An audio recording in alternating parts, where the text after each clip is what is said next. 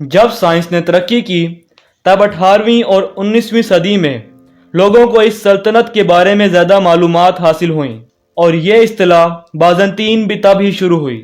اس سے پہلے لوگ انہیں روم کے علاقے میں رہنے والا کہتے تھے، یعنی رومی۔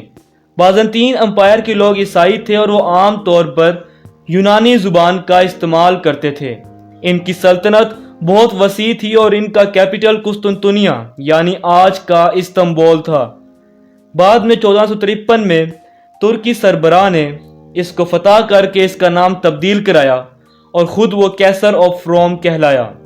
324 میں شہنشاہ قسطنطنیہ نے روم کو چھوڑا اور وہ خود بازنطین کے ساحل میں جا کر رہنے لگا۔ اس نے اس شہر کو 6 سال کے عرصے میں غیر آباد شہر سے ایسا آباد کیا کہ اس شہر میں ہر طرح کی سہولت دستیاب کرا دی۔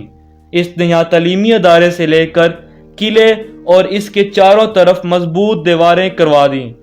یہ اس کو نیو روم کا نام دینا چاہتا تھا، مگر اس کی تعمیر کے بعد اس کا نام قسطنطنیہ پڑ گیا۔ بازنطین امپائر کی شروعات ایک نوجوان نے کی جس کا نام جسٹینین تھا، اور اس کی پرورش اس کے چچا جسٹن I نے کی جو کہ ایک فوجی تھا۔ اصل میں جسٹن I نے اس عظیم سلطنت کی بنیاد رکھی، مگر اس کو حقیقت میں جسٹینین نے تبدیل کیا۔ اس نے خود کو ایک کرامت سربراہ کے طور پر منوایا اور روم کے کافی علاقے فتح کیے۔ یہ سلطنت 1000 سال سے زائد عرصہ قائم رہی اور اس نے دنیا میں ایک الگ پہچان بنائی۔ اس کے پاس مضبوط قلعے، جنگجو، جنگی لشکر اور عقلمند سربراہ۔ ان کو اپنے دور میں کافی قوموں یعنی عربوں اور اس کے آس پاس کی کافی قوموں سے خطرہ رہا، مگر ان کا مقابلہ کرنا مشکل تھا۔ یہ سلطنت لڑ کر پھر مضبوط ہو جاتی اور اپنا رعب قائم رکھتی، مگر ہر عروج کا زوال ہوتا ہے۔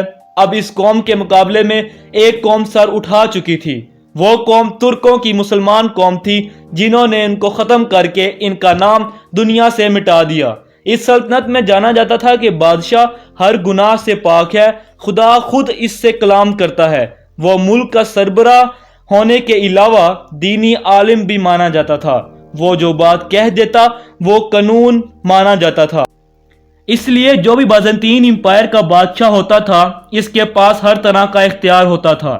ہر شخص اس کے حکم کا غلام ہوتا تھا۔ ان کے دور میں اس قدر اختیار ہونے کے باوجود ہر وقت سازشوں کا بازار ان کے خاندان میں گرم رہتا تھا۔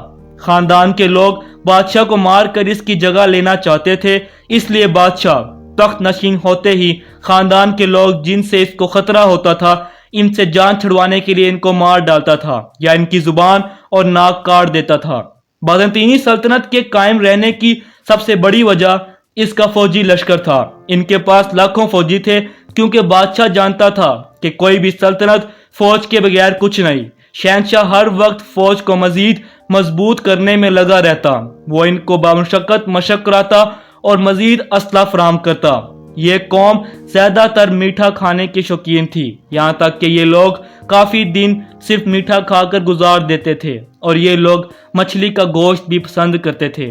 جب لاطینی رومی چرچ اور آرتھوڈکس چرچ ایک دوسرے سے الگ ہوا، شاید یہ ان کے زوال کی سب سے بڑی وجہ تھی۔ اس سے دو بڑی قوتیں الگ ہو گئی اور باہر کی قوت نے ان پر غلبہ حاصل کر لیا۔ آخر میں آپ کو بتاتے چلیں کہ ان کا سب سے بڑا ہتھیار ایک ایسا لیکوڈ تھا جسے یہ گریک فائر کہتے تھے۔ یہ پانی ہر چیز کو آگ لگانے کی صلاحیت رکھتا تھا، یہاں تک کہ پانی میں آگ لگا سکتا تھا۔